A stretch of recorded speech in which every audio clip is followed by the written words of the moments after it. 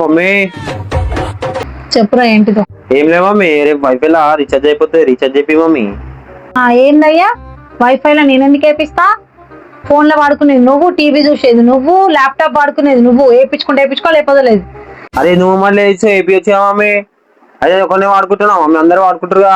ఒకరిని వాడుకున్నాడు AP mummy. నీ ఇష్టం ఉంటే వేపించుకో, కష్టం ఉంటే ఊరుకో. నన్ను ఊకే సత్తాయించకు, పోయిడికి వెళ్ళి నాకు పని ఉంది. AP mummy, mummy AP mummy. అరే ఏమతారో మమ్మీని. ఏంది నా ప్రాణానికి పడ్డావు నువ్వు? చేపిస్తా పో. ఒక పని చెప్తే తినడానికి శాత కాదు కానీ ఇది కావాలి అది కావాలని చెప్పేసి అని అంటుంది. ఇక్కడికి వెళ్ళి ఉండదురా బిడ్డ, మనతో అడగంగానే వేపిస్తారు ఉంటారు అట్లా.